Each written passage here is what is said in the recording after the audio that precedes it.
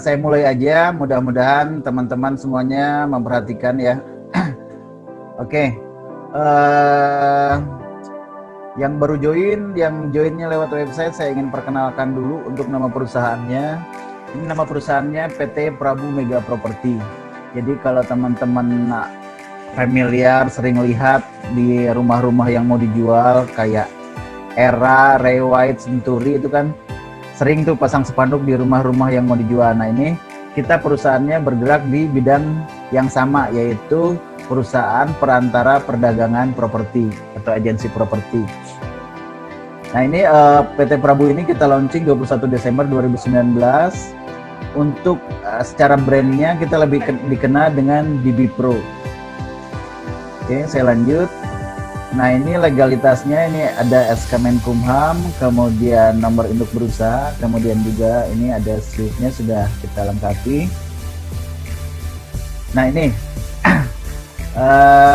sedikit beberapa alasan mengapa DB Pro lebih menarik dari brand lain ya. Yang pertama itu dari commission sharing-nya Bapak Ibu ya. Jadi 90% komisi yang diterima DB Pro dari developer atau pemilik properti itu dikembalikan lagi menjadi hak broker, bahkan mungkin nggak 90% ya, itu bisa sampai 95% komisi yang kita terima dari developer atau pemilik properti itu dikembalikan lagi menjadi hak broker. Kemudian juga kita ada jenjang karir. Nah DB Pro ini memiliki jenjang karir yang jelas, terukur, dan relatif mudah dicapai. Nanti saya akan jelaskan lebih detail jenjang karirnya seperti apa.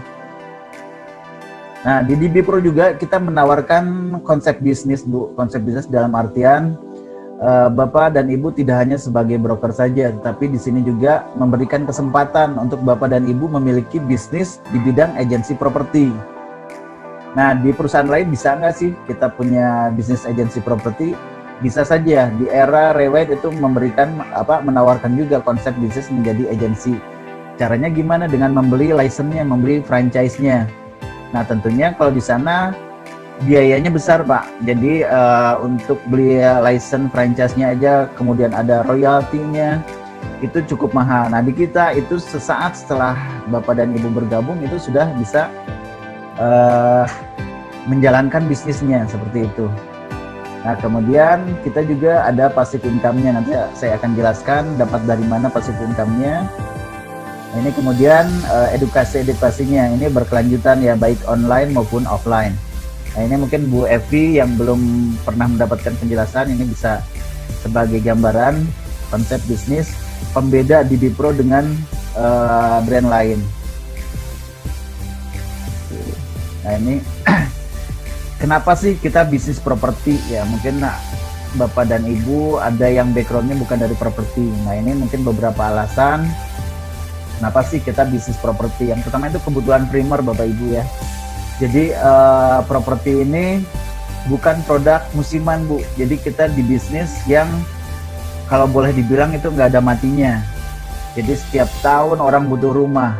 Setiap orang menikah, cita-citanya apa sih? Impiannya pengen punya rumah. Jadi nggak ada matinya, bukan bisnis musiman. Jadi kalau sekarang lagi musim sepeda nih, orang goes-goes ya, kita bisa prediksi itu setahun 2 tahun ke depan pasti itu akan mulai hilang. Dulu ramai batu akik ya, batu akik sampai orang-orang ngikutin tuh bisnis batu akik, tapi setahun 2 tahun hilang. Tetapi bisnis properti dari dulu sampai sekarang tetap ada, tetap berjalan. Nah kemudian properti juga sebagai sarana investasi Bu, Bapak ya. Jadi kalau kita boleh ini kan ilustrasi kan, Tuhan itu menciptakan bumi itu hanya sekali Bu. Lahan, tanah itu hanya sekali diciptakan, tapi penduduk semakin lama semakin banyak. Udah miliaran penduduk di dunia ini. Sedangkan lahannya tetap segitu gitu, tapi penduduknya makin banyak. Tentunya ini kebutuhan akan properti akan semakin meningkat ya. Tentunya nilai jual, harga properti itu akan selalu naik. Seperti itu. Hampir 100% harga selalu naik. Kemudian demand-nya tinggi. Kalau Bapak dan Ibu sering baca berita ya, itu backlog kebutuhan dan ketersediaan properti itu sampai 7 juta unit ya. Kenapa pemerintah mengadakan program rumah subsidi, yaitu tadi untuk memenuhi kebutuhan-kebutuhan properti yang tidak terpenuhi. Nah, kemudian yang terakhir, kenapa kita bisnis properti? Itu adalah potensi income yang besar dan tak terbatas ya. Kalau kita bicara bisnis gitu, sekarang musim tuh bisnis kaos, bisnis kosmetik, bisnis pemutih. Untuk dapat profit 1 juta aja kalau kita jualan kaos mungkin butuh jual berapa piece ya. Kalau harga 200.000, keuntungan 40.000 atau 20.000, mungkin harus jual selosin lebih ya. Hampir 2 losin kita harus jual. Nah, tetapi di properti untuk dapat jutaan, belasan juta, puluhan juta itu bisa hanya menjual 1 unit saja gitu. Nah, kabar baiknya saat ini effort atau keringat kita jualan properti sama jualan kosmetik pemutih atau jualan kaos itu effortnya sama, Pak. Jadi keringatnya sama. Apa sih yang kita kerjakan kalau misalnya kita bisnis kaos? Ya sekarang kita jual di FB misalnya, di status WA. Broadcast sama, properti juga kita broadcast di FB, kita broadcast di WA, sama, keringatnya sama, tapi potensi income-nya jauh lebih besar. Kita jual 1 unit aja bisa puluhan bahkan belasan juta bisa kita dapat. Nah, itu beberapa alasan kenapa sih bisnis properti ini bisnis yang menjanjikan dan bukan bisnis musiman. Nah, seperti itu. Oke, saya lanjut ke slide berikutnya. Nah, mungkin Bapak dan Ibu yang baru join hanya baca-baca dari website mungkin masih bingung apa sih yang kita kerjakan kalau kita join di DB Pro ini. Nah, ini kita ada 3 aktivitas bisnis di DB Pro ini. Yang pertama itu rekrut, yang kedua itu melakukan selling, yang ketiga itu listing. Saya akan jelaskan satu persatu lebih detail, tapi untuk diketahui bahwa ketiga aktivitas bisnis ini semuanya memiliki potensi income, baik itu merekrut, selling maupun listing. Nah, kemudian yang pertama ini rekrut. Apa sih yang dimaksud dengan rekrut? Rekrut itu adalah dengan membentuk tim bisnis sendiri dengan mencari dan merekrut calon broker baru. Ya, kalau kita bicara bisnis ya tentunya kita harus ada karyawan lah, harus ada orang yang kita pekerjakan misalnya, contohnya seperti itu. Nah, kita juga kalau kita hanya kerja sendiri, hanya melisting dan selling, ya kita belum menjalankan bisnisnya. Karena kalau namanya bisnis, kita harus punya karyawan. Caranya gimana? Dengan merekrut gitu. Nah, alat bantu di dalam merekrut ini kita sudah siapkan alamat website pribadi. Jadi, Bapak dan Ibu ketika diaktifasi itu kita kirimkan tuh data-datanya, data login, kemudian website pribadi untuk merekrut, kemudian website untuk mempromosikan listingan, itu kita sudah kirim pada saat diaktifkan melalui WA. Jadi website pribadi ini fungsinya apa sih? Mungkin teman-teman atau Bapak dan Ibu nggak tahu nih fungsinya buat apa sih. Nah, itu fungsinya maksudnya adalah untuk merekrut, Bu. Bapak dan Ibu bisa merekrut broker dari seluruh Indonesia bahkan dunia gitu dengan website tersebut. Ketika ada orang atau ada yang tertarik dengan penawaran website pribadi Bapak dan Ibu, dan ketika dia join, itu akan otomatis menjadi tim Bapak dan Ibu kayak gitu. Jadi nggak usah capek-capek misalnya ngejelasin kata-katanya gimana sih, kirim aja alamat websitenya biar mereka baca-baca seperti itu. Kemudian alat bantu yang kedua selain website pribadi itu ada konten-konten promosi. Nah, kita menyadari nih nggak semua Bapak dan Ibu ini backgroundnya dari marketing ya. Makanya mungkin beberapa orang akan bingung kata-katanya gimana sih mau kita promosikan alamat website tersebut gitu. Nah, kita sudah siapkan konten-konten promosinya ya. Itu di channel Telegram. Seperti itu. Oke, sebentar. Oke, saya lanjut. Konten-konten promosi itu bisa dicopas Bapak dan Ibu ya, bisa dicopas, tinggal diselipkan alamat website pribadi Bapak dan Ibu gitu ya. Nah, tinggal dikirim. Ketika orang itu tertarik dengan narasi yang disampaikan dalam broadcast tersebut, dia akan klik alamat website Bapak dan Ibu, dan ketika dia masuk ke alamat website tersebut membaca presentasinya dan dia join, itu akan otomatis di bawah tim Bapak dan Ibu.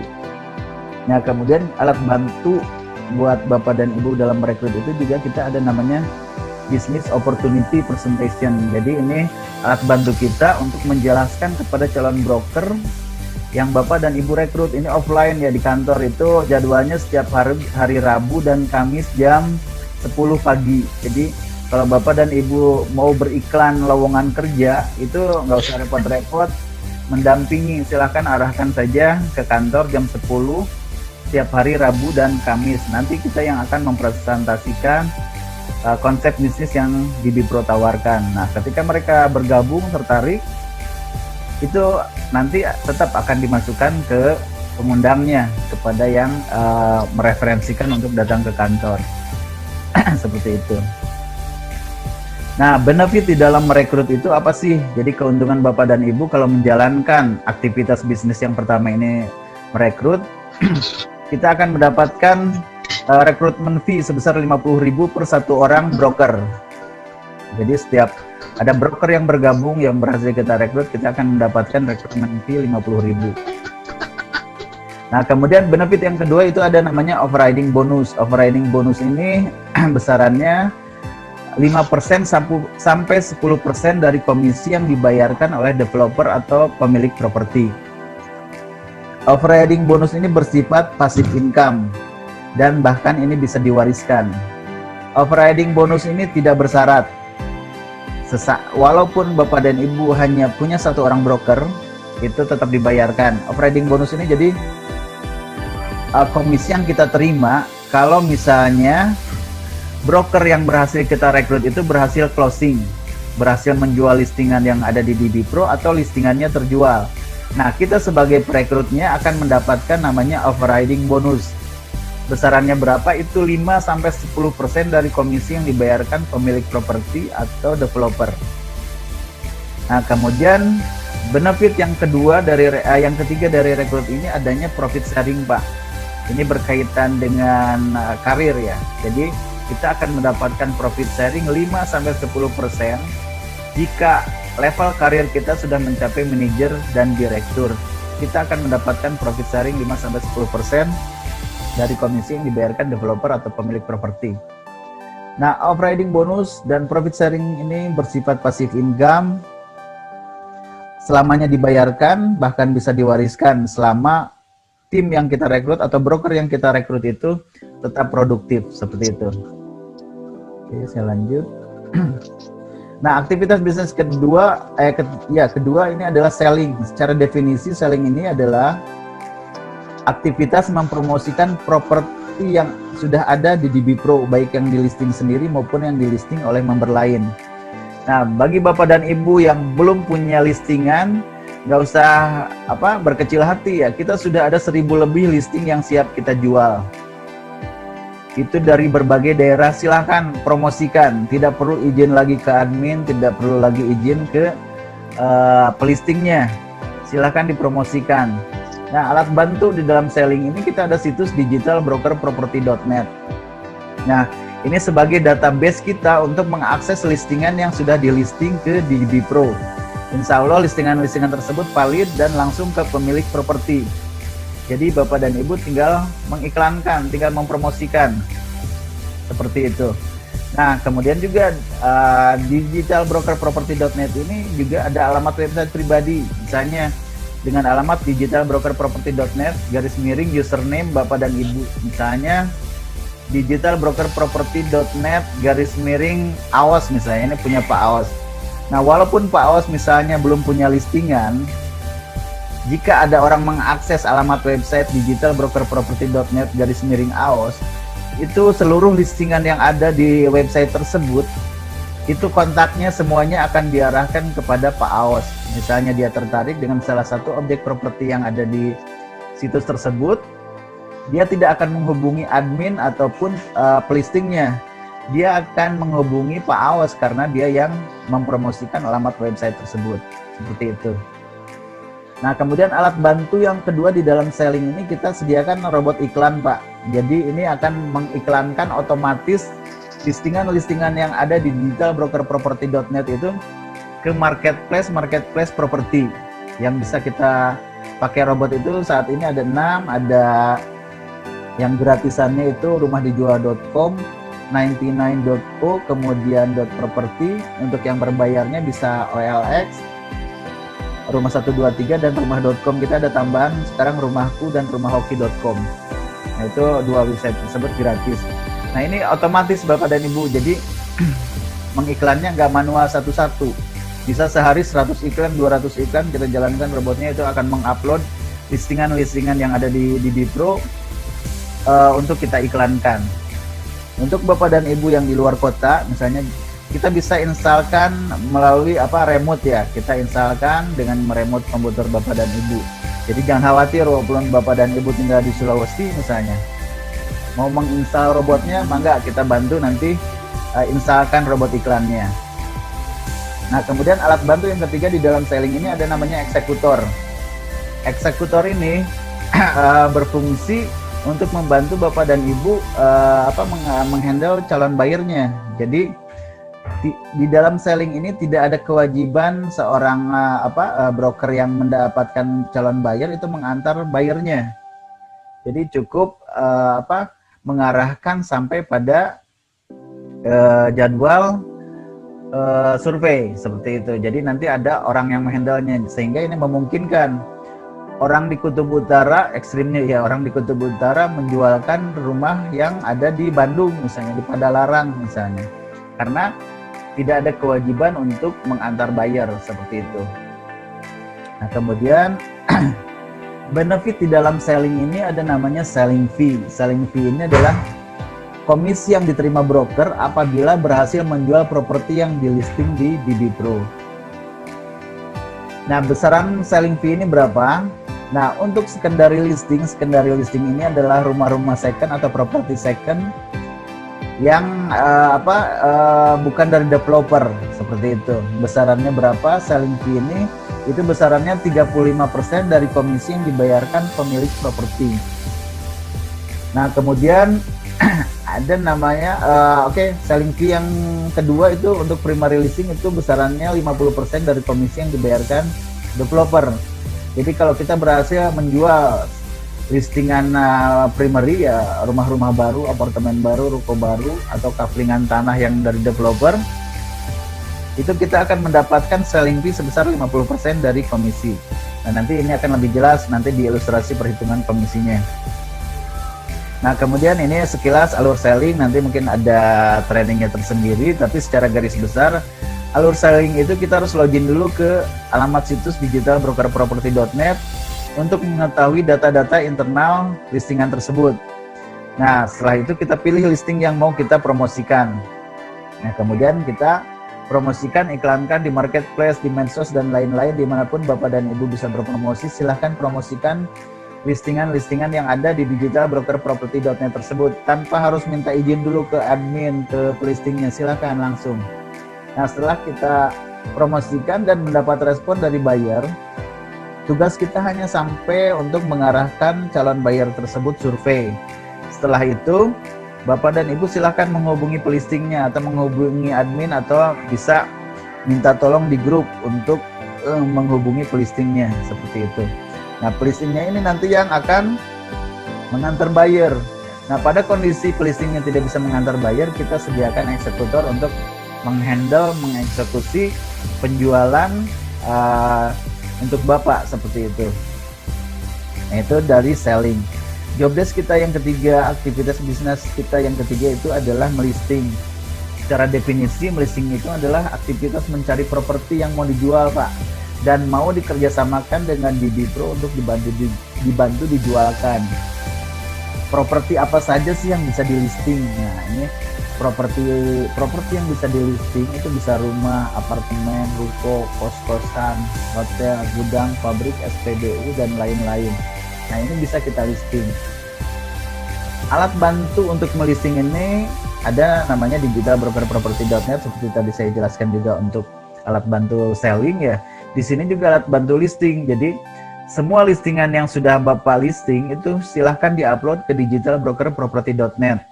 Maksudnya untuk apa? Maksudnya adalah untuk biar teman-teman lain sesama di Bipro ya, broker-broker lain sesama di Bipro itu bisa membantu menjualkan listingan Bapak dan Ibu.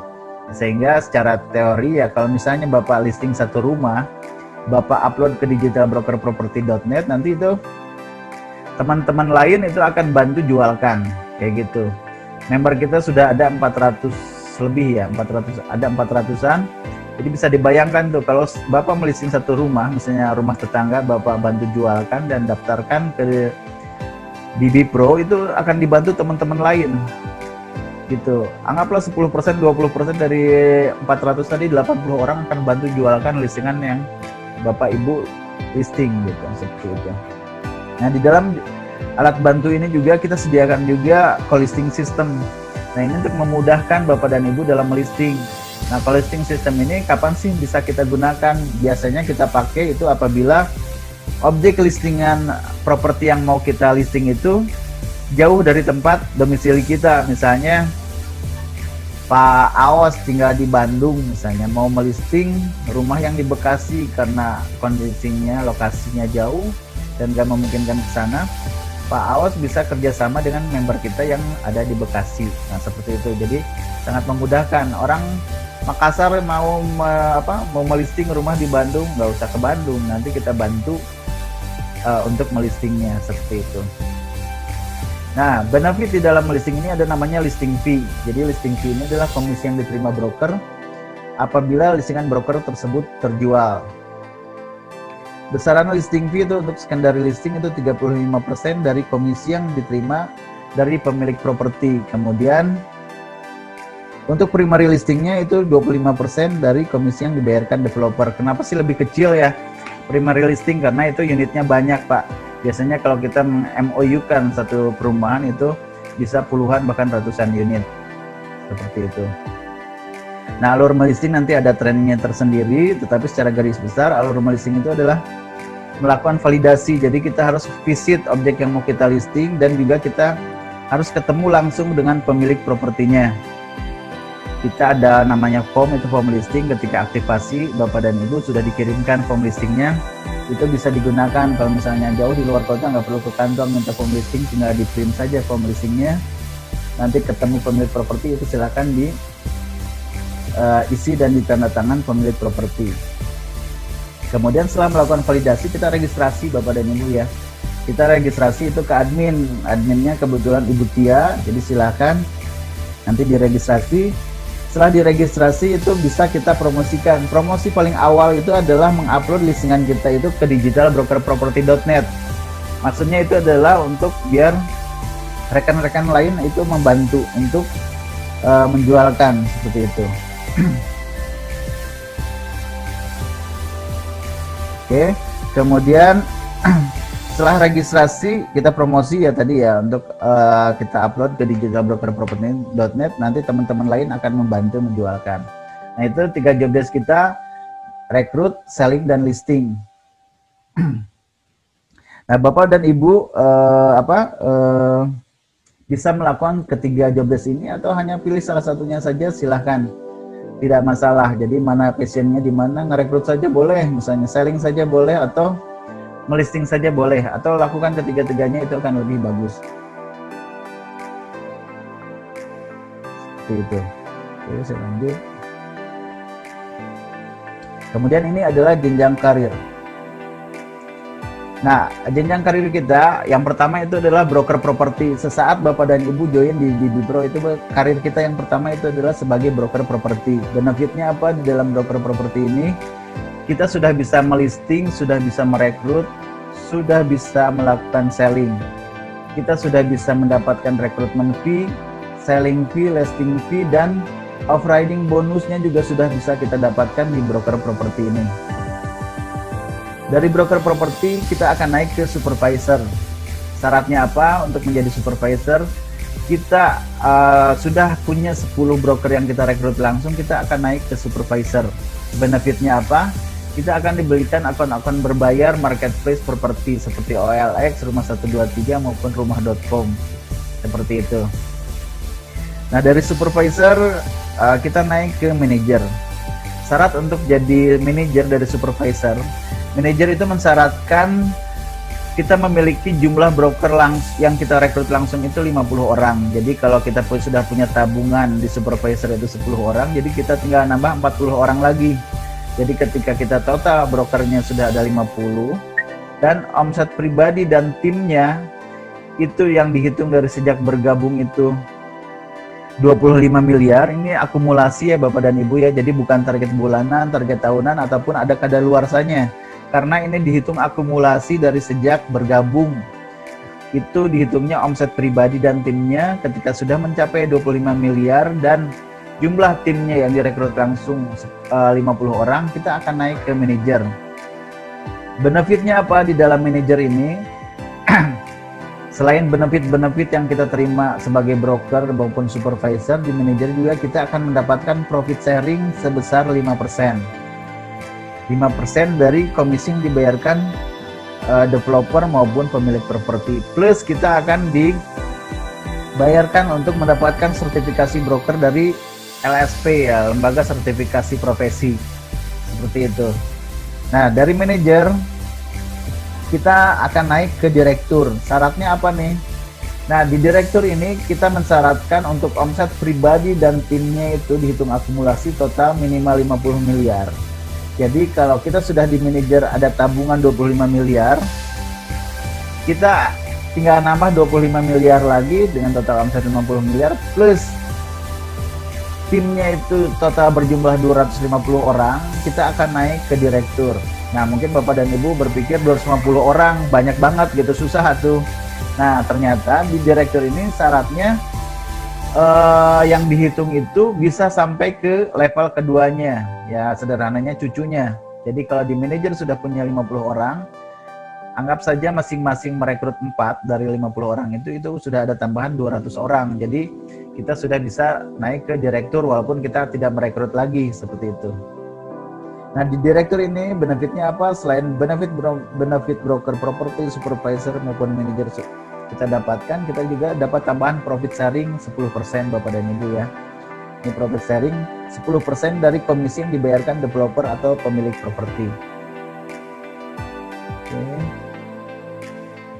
Nah, ini ilustrasi perhitungan komisi properti primary. Transaksi dilakukan oleh 2 orang broker berbeda. Nah, ini contoh ilustrasi perhitungan komisi rumah baru ya dari developer atau pemilik properti. Rumah baru dari developer ya. Ini dari developer sih kalau rumah baru ya. Nah, ini contoh transaksinya.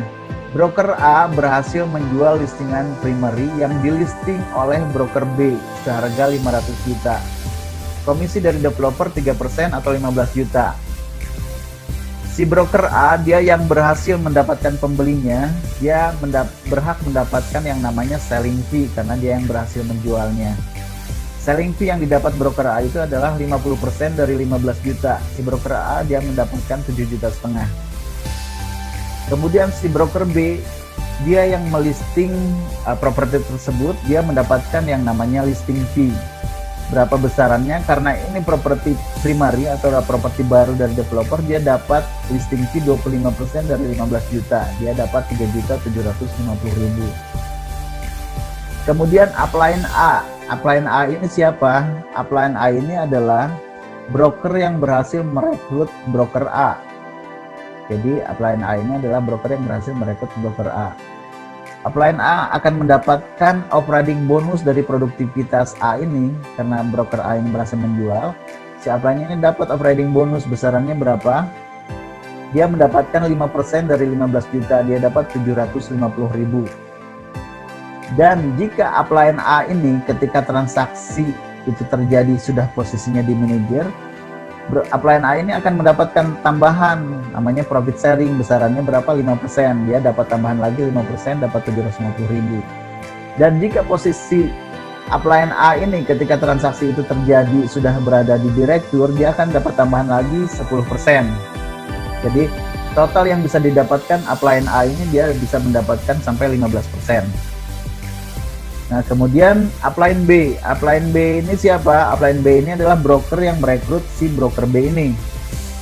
Karena broker B ini listingannya terjual, yang merekrutnya juga dapatnya operating bonus besarannya berapa? 5% dari 15 juta. Dia dapat 750.000. Nah, ini ilustrasi perhitungan transaksi yang dilakukan oleh 2 orang broker berbeda. Produknya ini rumah baru dari developer. Nah, kemudian ini contoh ilustrasi perhitungan komisi properti primary transaksi dilakukan oleh 1 orang broker. Contoh transaksinya, broker A berhasil menjual listingan primary yang dilisting oleh broker A sendiri seharga 500 juta.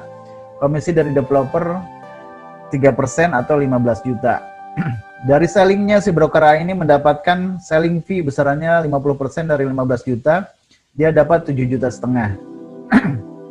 Kemudian dari listingnya, karena yang melistingnya juga broker A, si broker A ini dapat juga listing fee, dia dapat 25% dari 15 juta, dia dapat 3.750.000. Kemudian upline A. Upline A ini ya seperti tadi sudah dijelaskan, upline A ini adalah broker yang berhasil merekrut si broker A. Dia akan mendapatkan overriding bonusnya itu 10%. Kalau tadi 5%, di sini di transaksi ini dia dapatnya 10%. Dia dapat 10% kali 15 juta, dia dapat 1,5 juta dari overriding bonus. Kemudian jika upline A ini pada saat transaksi ini terjadi posisinya sudah di posisi manajer, dia akan mendapatkan tambahan profit sharing 5%. 5% kali 15 juta dia dapat 750.000. Dan jika posisi upline A ini posisinya sudah direktur, dia mendapatkan profit sharingnya 10% atau 1,5 juta. Jadi total upline A ini kalau posisinya sudah jadi direktur, dia akan mendapatkan keuntungan sampai 20% dari transaksi yang hanya 500 juta gitu. 20% dari 15 juta dia dapat 3 juta.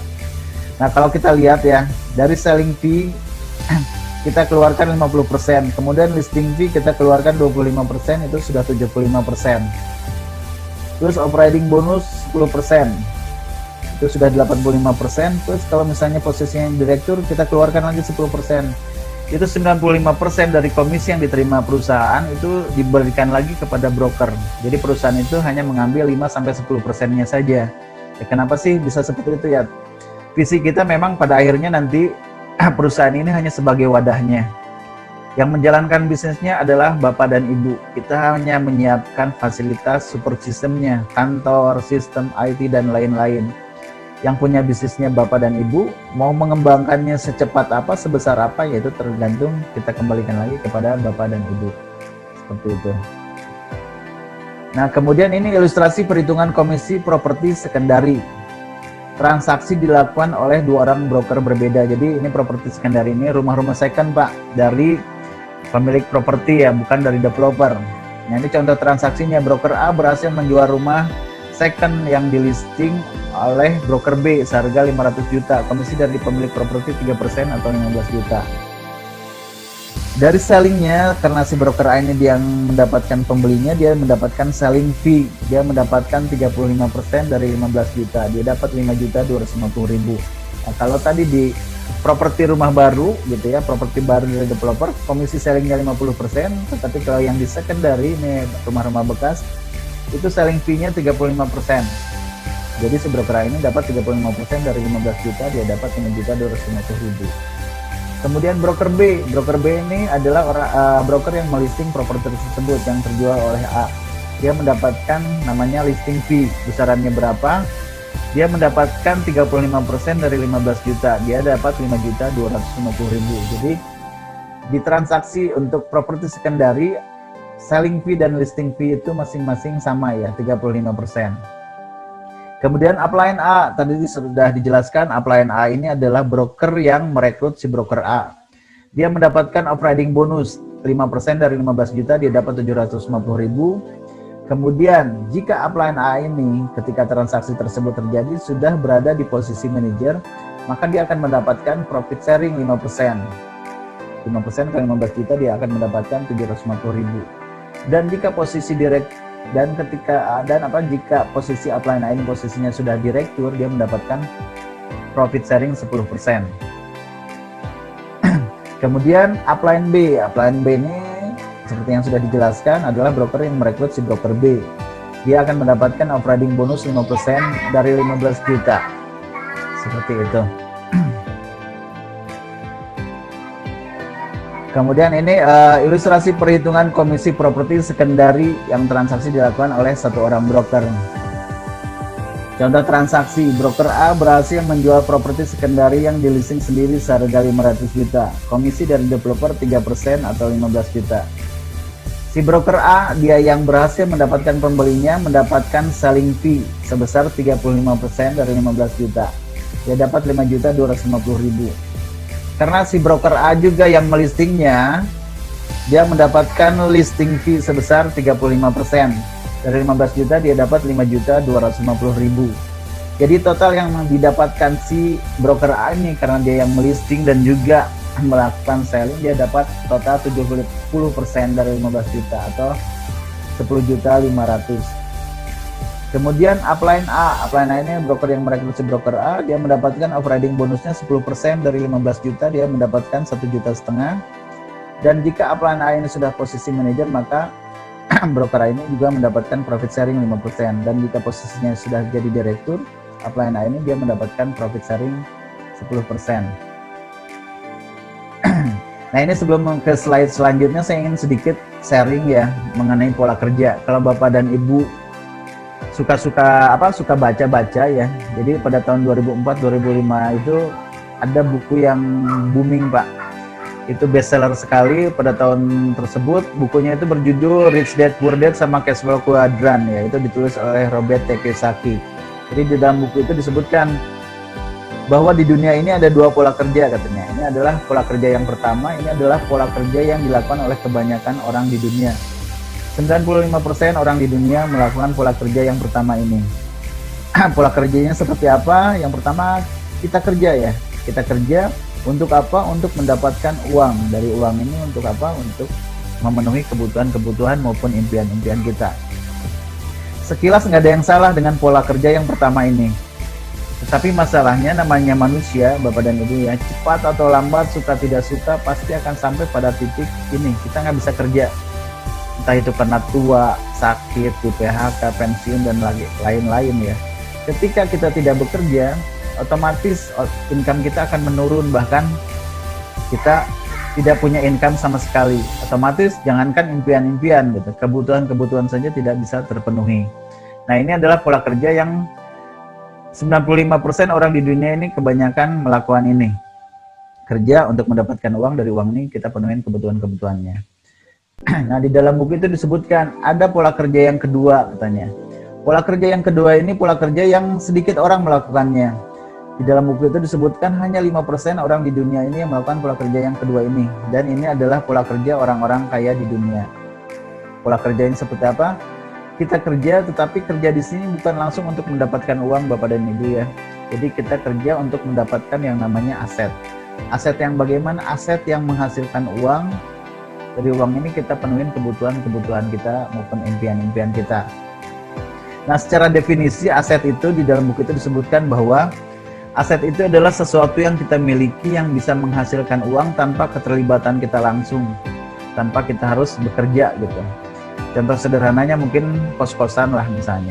Kita punya kos-kosan 100 pintu misalnya, sebulan 500.000 ya. 100 kali 550 juta kita bisa dapat. Itu tanpa kerja gitu. Kita mau sakit, kita mau jalan-jalan ke luar negeri. Selama kos-kosan tersebut ada yang menyewa, ada yang ngekos di kosan itu, kita tetap mendapatkan penghasilan. Seperti itu. Nah, itu contoh sederhananya aset ya, seperti itu. Nah, di pola kerja yang kedua ini namanya manusia, sama ya, cepat atau lambat, suka tidak suka pasti akan sampai pada titik ini. Kita nggak bisa bekerja. Nah, ketika kita nggak bekerja, otomatis kita akan berhenti, akan mendapatkan penghasilan. Tetapi di pola kerja yang kedua ini kita masih memiliki aset, Pak. Aset yang menghasilkan uang. Nah, dari uang ini kita penuhin kebutuhan-kebutuhan kita. Nah, itu mungkin sekilas. Nah, korelasinya apa sih dengan DB Pro gitu? Seperti tadi yang saya sampaikan di awal, bahwa DB Pro itu menawarkan konsep bisnisnya juga gitu. Tidak hanya kita join di agency itu hanya sebagai broker yang hanya bisa melisting ataupun selling. Sampai kapan sih kita bisa melisting, kita bisa beriklan, selling? Itu cepat atau lambat, suka tidak suka pasti akan sampai kita pada titik jenuh atau sakit atau apa, bahkan kita mungkin ekstrimnya meninggal. Sejago apapun kita melisting, sejago apapun kita melakukan selling, ketika kita tidak melakukannya karena sakit atau apa, kita otomatis tidak akan mendapatkan income. Tetapi dengan kita menjalankan konsep bisnisnya, dengan merekrut, tim yang kita rekrut itu akan jadi aset kita, Bapak dan Ibu ya. Selama mereka produktif, kita akan tetap dibayarkan yang namanya overriding bonus dan profit sharing. Oke lah, misalnya aduh berat nih untuk mencapai manajer atau direktur misalnya, tetapi Bapak punya tim hanya 10 orang atau 5 orang, ketika mereka produktif, Bapak tetap akan dibayarkan overriding bonusnya, walaupun profit sharingnya mungkin belum Bapak dapatkan, tetapi setidaknya Bapak dan Ibu sudah bisa membangun aset di Bipro ini, seperti itu Pak. Oke, saya lanjut ke slide berikutnya. Nah ini mungkin karena Bapak dan Ibu sudah bergabung, saya sekilas saja. Jadi ini syarat bergabung dengan Bipro itu jujur dan berintegritas, kemudian usia minimal 18 tahun dan sudah memiliki KTP, tidak sedang bergabung dengan agensi lain. Nah ini kita tidak memperbolehkan ya, misalnya ada broker yang masih double agent, karena kita juga sedang proses REB, itu nanti akan lebih ketat persyaratannya, itu sangat sangat krusial sekali, itu nggak boleh kita double agent dengan agensi lain. Nah kemudian ini membayar biaya registrasi sebesar 150.000 dan ini dikembalikan apabila sudah closing. Nah kalau kita bicara mungkin Bapak dan Ibu nanti merekrut misalnya ya, mungkin ada sanggahannya, ada keberatan, ada objection dari teman-teman Bapak dan Ibu ya. Aduh kok mau kerja kok harus bayar 150.000.